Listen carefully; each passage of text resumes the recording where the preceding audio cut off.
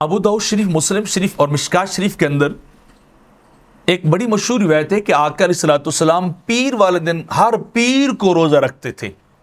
تو حضرت ابو قتادہ رضی اللہ تعالیٰ عنہ سے روایت ہے کہ لوگوں نے آپ سے سوال کیا، سئل رسول اللہ صلی اللہ علیہ وسلم عن صوم الاثنین فقال فیہ ولدت وفیہ انزل علی۔ یہ الفاظ سننے والے ہیں، حضور آپ روزہ کیوں رکھتے ہیں سوموار کا؟ میرے آقا نے فرمایا یہی وہ دن ہے فیہ ولدت، جس میں پیدا ہوا، میری پیدائش ہوئی، اور یہی وہ دن ہے جس دن میں میرے اوپر قرآن اترا۔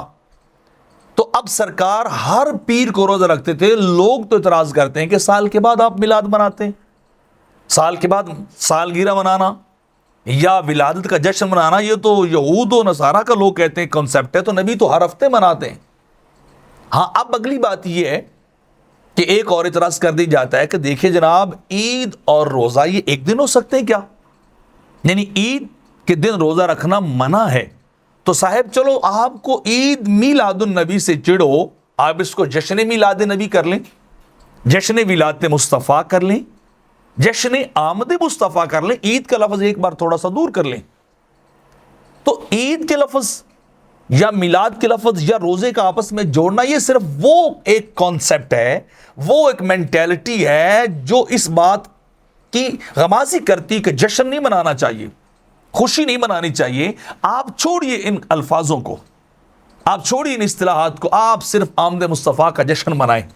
آپ روزہ رکھ لیں، آپ لوگوں کو کھانا تقسیم کر دیں، آپ روزہ رکھیں اور رکھ کر لوگوں کو اکٹھا کر کے سرکار کا نسب نامہ بیان کریں، سرکار کی آمد بیان کریں۔ یہ تو صرف وہ ٹرک کی لال بتی کے پیچھے لگانے والی بات ہے، عوام کو گمراہ کرنے والی بات ہے کہ دیکھیں جی عید بھی ہو اور روزہ بھی ہو، یہ دونوں کبھی اکٹھے نہیں ہو سکتے، تو ہم کہتے ہیں اب اس کو جشن کہیے اور ہر سال نہیں ہر ہفتے منائیے۔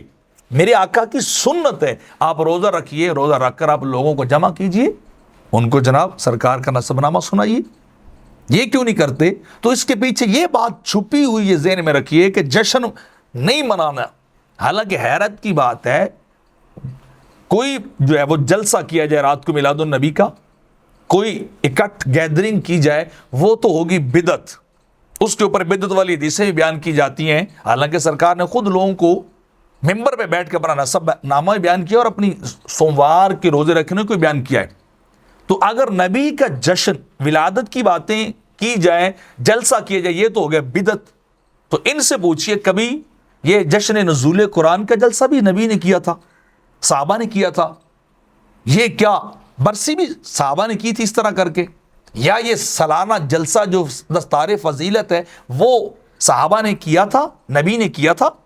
یا دیگر جو جلسے کرتے ہیں لوگ مختلف ناموں پر، سیرت کے نام پر، وہ کیا اس طرح اکٹھا کر کے پھر بتایا جا سکتا ہے؟ تو پتہ چلتا ہے کہ صرف چڑ کس بات سے؟ میلاد النبی سے ہے۔ آپ جلسہ قرآن کا کر لیں، نزول قرآن کا کر لیں، بخاری کا کر لیں، حدیث کا کر لیں، سالانہ جلسہ مدرسے کا کر لیں، اس پہ کوئی بدعت نہیں ہے۔ اس پہ بھی جنڈیاں لگا لیں، اس پہ بھی انتظامات کر لیں، کھانے پکا لیں، جناب بتیاں لگا لیں، سٹیج بنا لیں، لوگوں کو بلا لیں، دعوت نامے، اشتہار بازی، فلیکسز، پتہ نہیں کیا کیا ایڈورٹائزمنٹ ہوتی، یہ سب کچھ جائز ہے۔ اگر ناجائز ہے تو میلاد النبی کا ناجائز ہے۔